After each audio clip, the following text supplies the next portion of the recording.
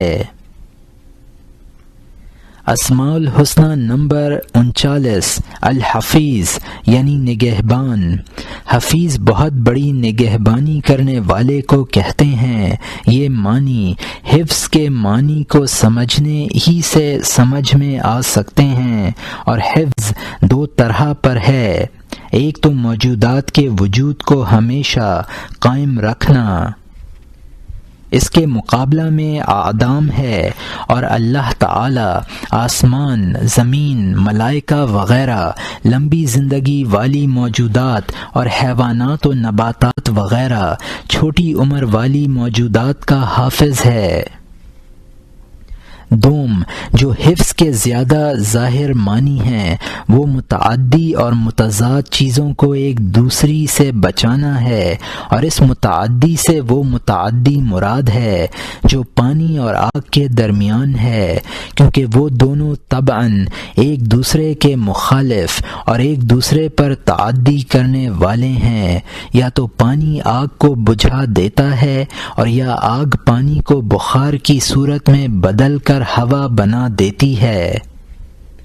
اور حرارت و برودت کا باہمی تضاد اور معاندت ظاہر ہے جو ایک دوسرے کو دباتی رہتی ہے۔ اس طرح رطوبت اور پیوست میں جو مخالفت ہے ظاہر ہے، اور تمام اجسام ارضی انہیں مخالف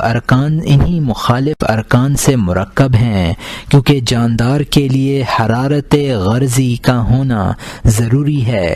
اگر وہ نہ رہے تو زندگی نہ رہے، اور رطوبت بھی ضروری ہے جو اس کے بدن کی غذا ہوتی ہے، جیسے خون وغیرہ، اور پیوست لازم ہے جس کے ساتھ اس کے اعضاء منضبط اور باہم پیوستہ و چسپاں رہتے ہیں، خصوصاً وہ اجزاء جو سخت ہیں جیسے ہڈی، اور برودت بھی ضروری ہے جو حرارت کی تیزی کو کم کرے تاکہ وہ معتدل رہے اور باطنی رطوبتوں کو فوراً جلانے اور تحلیل کرنے نہ پائے۔ یہ چاروں ارکان باہم متعادی اور متنازع ہیں، اور اللہ تعالی نے ان کو انسان کے چمڑے اور جاندار کے بدن اور نباتات کے جسم میں اور تمام مرکبات میں جمع کر دیا ہے۔ اگر وہ ان کی حفاظت نہ کرتا تو وہ باہم بگاڑ پیدا کر کے ایک دوسرے سے پھٹ جاتے، اور ان کی باہمی ترتیب امتزاج باطل ہو جاتا، اور وہ معنی باطل ہو جاتا جس کو ترکیب و مزاج کے ساتھ قبول کرنے کے لیے وہ مستعد ہوا تھا۔ اللہ تعالی اس کی حفاظت پہلے تو تعدیل قوی سے اور پھر امداد مغلوب سے کرتا ہے۔ تعدیل یہ ہے کہ مثلا قوت بارد کا درجہ قوت حار کے برابر ہوتا کہ جب وہ دونوں جمع ہوں تو ایک دوسری پر غالب نہ ہو سکیں بلکہ ایک دوسری کی مدافعت کریں، کیونکہ جب ان میں سے کوئی غالب نہیں ہوتی مغلوب کون ہو، پس وہ ایک دوسری کا مقابلہ کریں، اور ان کے مقابلے اور برابری کے ساتھ ساتھ بدن کا قوام باقی رہے۔ اسی سے مراد اعتدال مزاج ہے۔ دوم، مغلوب کو اس چیز کے ساتھ امداد دینا جس سے وہ اپنی طاقت تازہ کر کے غالب کا مقابلہ کرے، مثلا حرارت برودت کو فنا کرتی اور سکھاتی ہے، پس جب وہ غالب آتی ہے تو برودت اور رطوبت کمزور ہو جاتی ہے، اور حرارت اور پیوست غالب آتی ہے، اور ضعیف کی امداد سرد تر جسم کے ساتھ ہو سکتی ہے، اور وہ پانی ہے۔ پیاس کا مطلب یہی ہے کہ سرد تر چیز کی ضرورت پیش آتی ہے، پس اللہ تعالی نے سرد تر اشیاء برودت اور رطوبت کی مدد کے لیے بنائی ہے کہ جب ایک ان میں سے غالب ہو تو اس کی مخالف چیز کو مقابلہ میں کھڑا کر دیا جائے جس سے وہ دب جائے، اور یہ امداد ہے، اور یہ غذا و دوا کے بنانے سے اور ایسے آلات و اوزار پیدا کرنے سے جو اس میں کام دیتے ہیں اور ان کو استعمال کی توفیق عطا فرمانے سے یہ امداد تکمیل کو پہنچی ہے، اور یہ تمام امور حیوانات اور متضاد اجزاء کے مرکبات کے بدنوں کی حفاظت کے لیے ہیں، اور یہی اسباب ہیں جن کی بدولت انسان اپنے جسم کی داخلی آفتوں سے محفوظ رہتا ہے، اور وہ بعض خارجی اسباب سے بھی ہلاکت کا نشانہ بنا رہتا ہے، جیسے خونخوار درندے اور جانی دشمن۔ پس ان سے محفوظ رکھنے کے لیے چند ایسے جاسوس پیدا کیے ہیں جو دشمن کے قریب آنے کی اطلاع دیتے ہیں، اور وہ اس کے مقدمۃ الجیش ہیں، جیسے آنکھ، کان وغیرہ۔ پھر اس کے لیے طاقتور ہاتھ اور اسلحہ عطا کیے ہیں، جن میں سے بعض مدافعانہ کام دیتے ہیں، جیسے ذرہ اور ڈھال، اور بعض خارجہ جیسی تلوار، چھری، بندوق وغیرہ۔ پھر بسا اوقات انسان دفع آفت سے عاجز آ جاتا ہے، اس کو اعلیٰ گریز سے مدد بھی ہے، اور پاؤں سے چلنے والے جانداروں کے لیے پاؤں ہیں اور پرندے کے لیے بازو ہیں۔ اسی طرح خدا جلت قدرت کی حفاظت عالم علوی و عالم سفلی کے ذرے ذرے اور پتے پتے پر حاوی ہے، یہاں تک کہ میوے کے گودے کو سخت چھلکے اور پودے کی تراوت کو رطوبت کے ساتھ محفوظ رکھتا ہے، اور جو میوہ صرف چھلکے سے محفوظ نہر ہے اس کی حفاظت کانٹوں کے ساتھ کرتا ہے، جو میوہ صرف چھلکے سے محفوظ ہے اس کی حفاظت کانٹوں کے ساتھ کرتا ہے جو اسی کے ساتھ پیدا ہوتے ہیں، تاکہ ان سے بعض تلف کرنے والے جانوروں کا دفیہ ہوتا رہے۔ پس کانٹے نباتات کے ہتھیار ہیں، جیسے حیوانات کے ہتھیار سینگ، پنجے اور کچلیاں ہیں، بلکہ پانی کے قطرہ قطرہ کے ساتھ حفاظت کے اسباب ہیں جو ان کو مخالف ہوا سے بچاتے ہیں۔ دیکھو، اگر پانی کو کسی برتن میں مدت تک پڑا رہنے دیا جائے تو وہ ہوا بن جاتا ہے، اور ہوا اس سے تری کی صفت دور کر دیتی ہے۔ اگر تم پانی کے کسی برتن میں انگلی ڈبو دو اور پھر اس کو نکال کر الٹی کرو تو اس سے ایک قطرہ نیچے کو ڈھلک آئے گا، لیکن انگلی کے سرے پر آ کر رہ جائے گا، انگلی سے جدا نہ ہوگا، حالانکہ پستی کی طرف بہنا اس کا طبیعی خاصہ ہے۔ اگر وہ بہہ جائے تو چھوٹا ہونے کے باعث ہوا کے غلبہ سے فنا ہو جائے گا، اس لیے وہ برابر جھکا رہتا ہے، حتیٰ کہ اس کے ساتھ باقی تری بھی شامل ہو جاتی ہے، جس سے وہ ایک بڑا قطرہ بن جاتا ہے اور فوراً ہوا کو چیرتا ہوا نیچے گر جاتا ہے۔ ہوا اس کو اپنی جنس میں ملا لینے پر قادر نہیں ہو سکتی، اور یہ اس کی حفاظت کی ایک صورت ہے، جبکہ وہ کمزور اور اس کا مخالف یعنی ہوا طاقتور ہوتا ہے اور اس کو باقی تری کی امداد کی ضرورت ہوتی ہے۔ یہ حفاظت ایک فرشتے کی طرف سے ہوتی ہے جو اس پر مامور ہے۔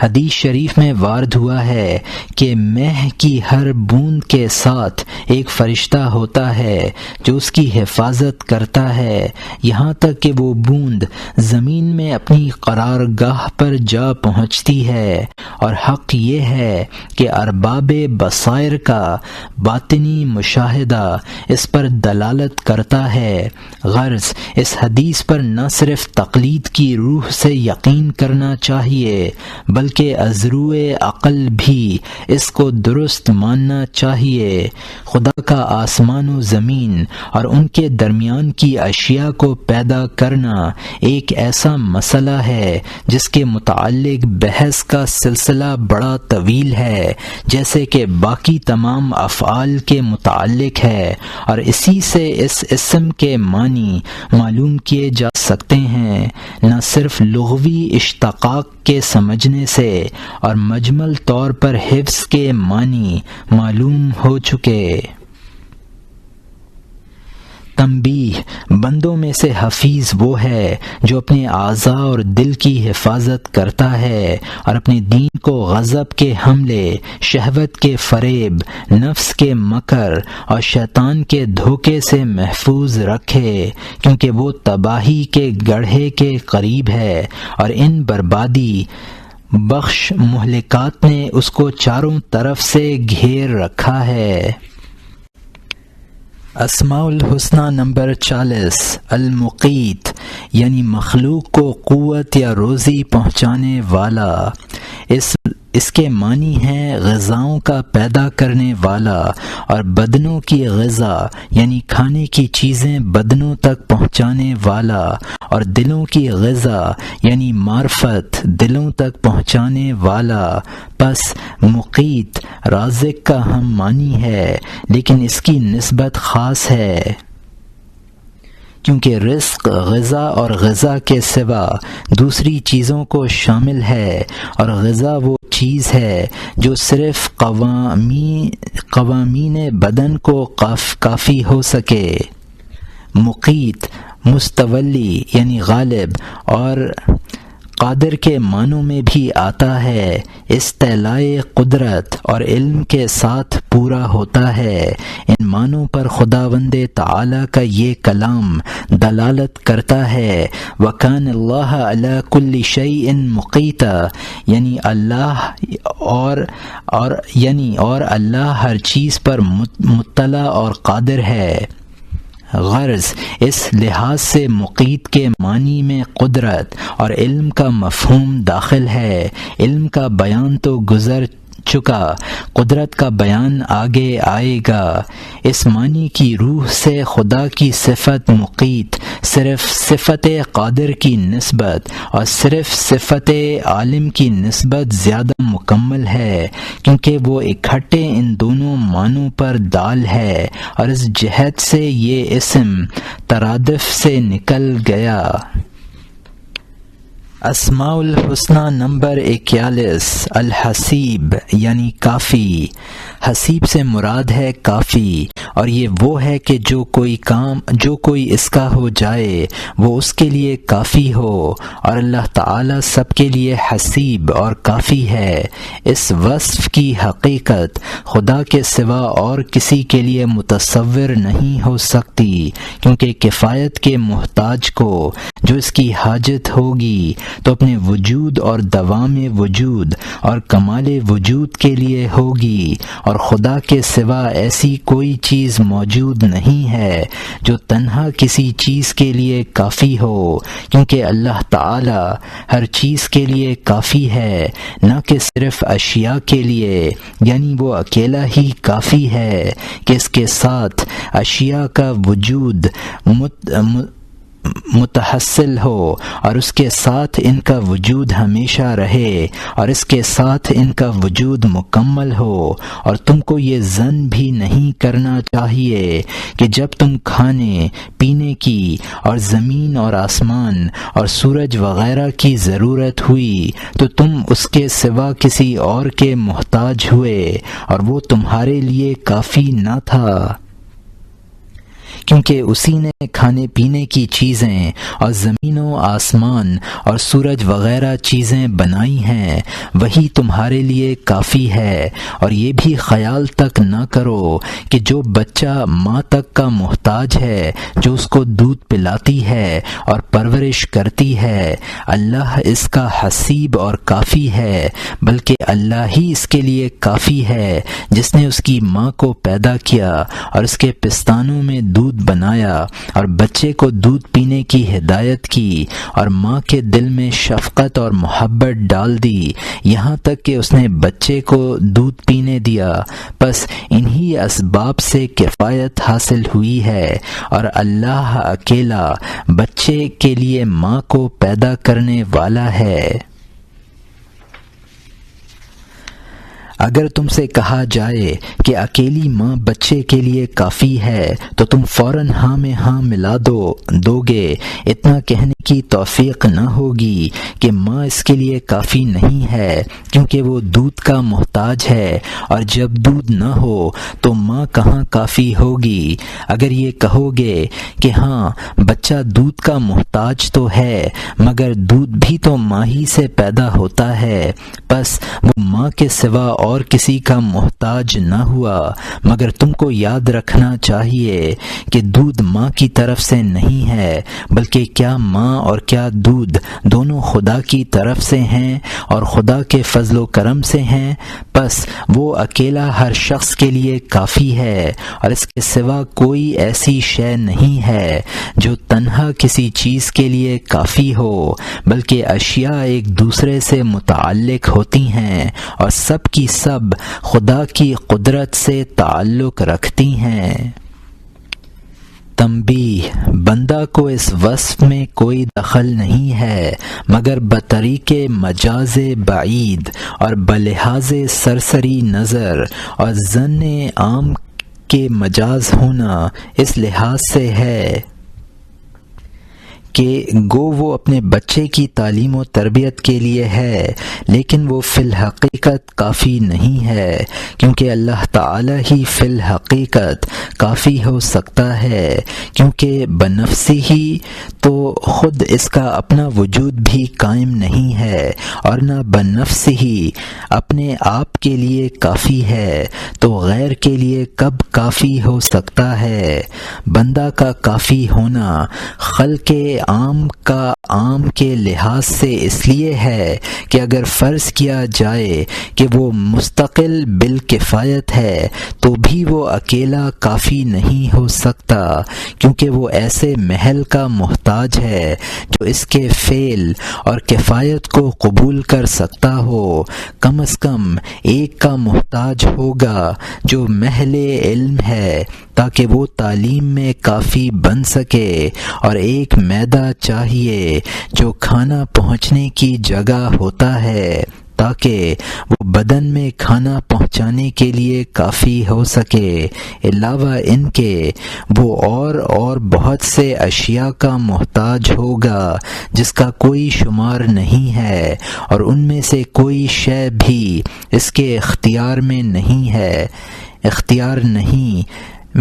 ہے، اور خدا کا کافی ہونا اس لیے صحیح ہے کہ وہ خالق فعل ہے اور خالق محل ہے اور شرائط قبول کا خالق ہے۔ بندہ کا کافی کہلانا سرسری نظر سے اس لیے ہے کہ بسا اوقات ایک فاعل پر نظر پڑتی ہے اور اس کے سوا اور کسی کا خیال بھی دل میں نہیں گزرتا، پس وہ دیکھتا ہے یہ فاعل ہی کافی ہے، حالانکہ فی الحقیقت ایسا نہیں ہے۔ ہاں، بندہ کا حصہ جو اس اسم سے ہو سکتا ہے وہ یہ ہے کہ اس کی ہمت و ارادہ میں خاص اللہ تعالی نے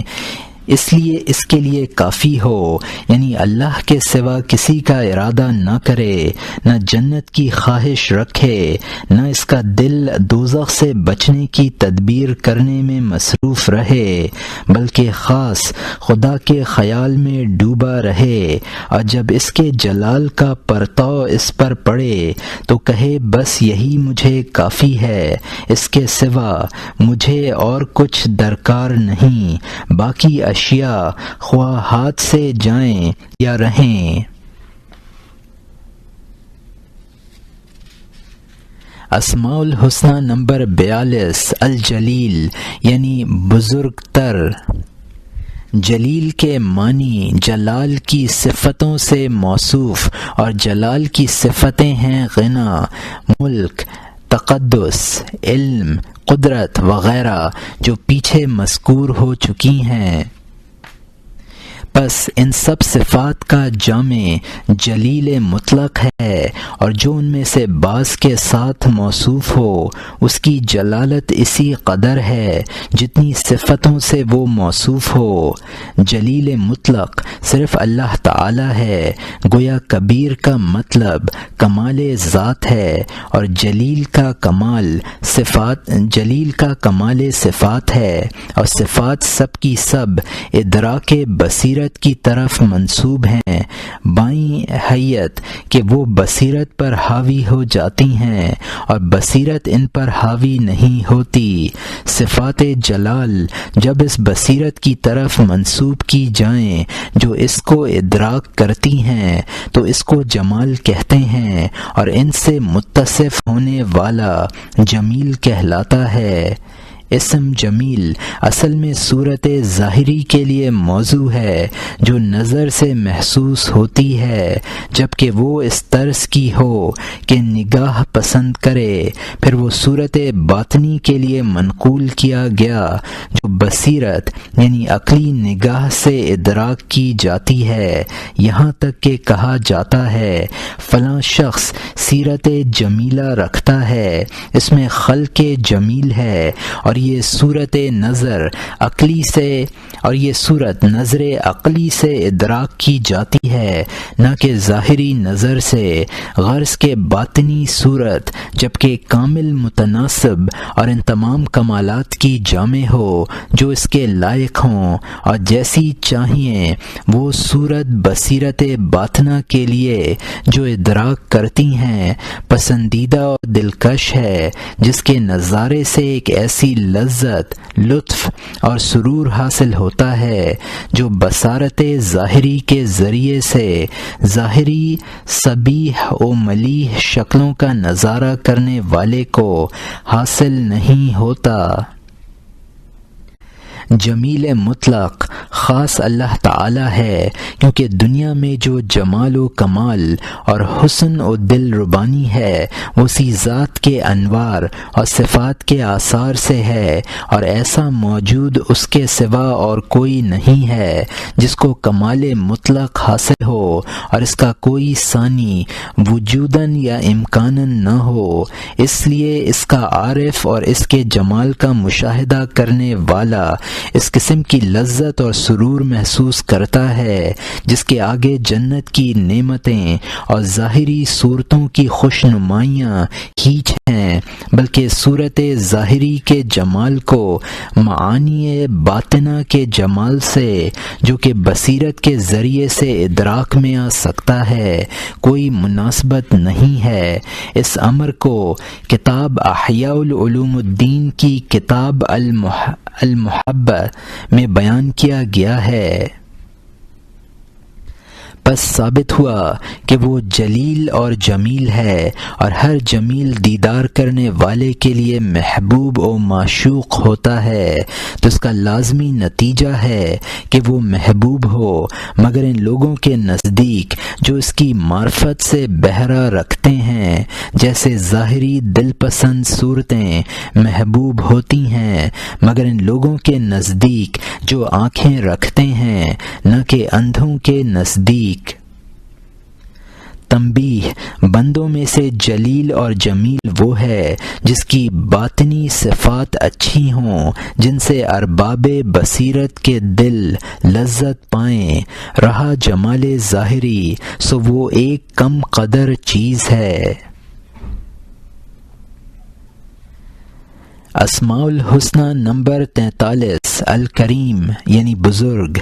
کریم وہ ہے کہ جب قدرت پائے تو معاف کرے، اور جب وعدہ کرے تو اس کو پورا کر دکھائے، اور جب دینے لگے تو توقع سے بڑھ کر دے، یہ نہ دیکھے کہ کس کو دیتا ہے اور کتنا دیتا ہے۔ جب اس کو چھوڑ کر کسی اور کے سامنے حاجت پیش کی جائے تو اس کو منظور نہ کرے۔ جو شخص اس سے التجا کرے اس کو یوں ہی نہ ٹالے، بلکہ اس کو وسیلوں اور سفارشوں کا بھی محتاج نہ رکھے۔ بس جس میں یہ تمام صفات سچ مچ جمع ہوں، بناوٹی نہ ہوں، وہ کریم ہے، اور وہ صرف اللہ تعالی ہے۔ تنبیہ، ان صفات سے مزین ہونے کا فخر کبھی کبھی بندہ بھی حاصل کر لیتا ہے، لیکن صرف بعض امور میں اور ایک قسم کی تکلیف سے حاصل کرتا ہے۔ اسی لیے کبھی کبھی وہ کریم کی صفت سے موصوف کیا جاتا ہے، لیکن کریم مطلق کی نسبت سے وہ ناقص ہے، اور بندہ اس صفت سے کیوں نہ موصوف ہو، جبکہ رسول اللہ صلی اللہ علیہ وسلم نے فرمایا ہے کہ انگور کی بیل کو کرم نہ کہو، کیونکہ کرم مسلمان آدمی ہو سکتا ہے۔ کہتے ہیں کہ انگور کی بیل کو کرم اس لیے کہتے ہیں کہ وہ ایک پاکیزہ اور اچھے پھل والا درخت ہے، جس کا پھل قریب ہی سے بآسانی ہاتھ آ جاتا ہے، نہ کانٹے ہیں، نہ کوئی اور آزار اور نہ کوئی اور ضرر رساں چیز ہے، بخلاف کھجور کے۔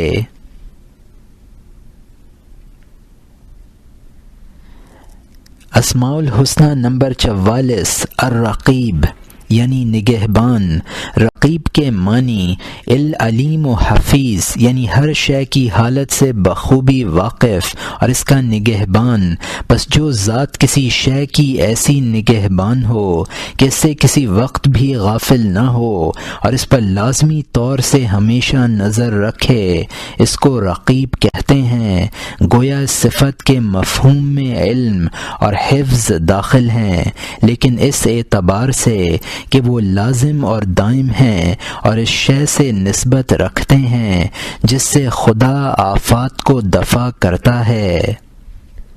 تنبیہ، بندہ کے لیے مراقبہ کا وصف اس وقت محمود ہے جبکہ وہ خدا کے لیے اور اپنے دل کے لیے ہو، اور یہ اس طرح ہے کہ مراقبہ کرنے والا یقین رکھے کہ اللہ تعالی ہر امر میں اس کا رقیب اور شاہد ہے، اور یہ یقین رکھے کہ نفس بھی میرا دشمن ہے اور شیطان بھی، یہ دونوں موقع کے انتظار میں ہیں کہ اس کو غفلت اور دین کی مخالفت پر آمادہ کریں، لہٰذا وہ ان سے بچنے کی تدبیر کرے کہ ان کی گھاتوں، مکروں اور جست کرنے کے موقعوں کو تاڑتا رہے، حتیٰ کہ ان کے تمام راستے اور سوراخ بند کر دے۔ یہ مراقبہ ہے۔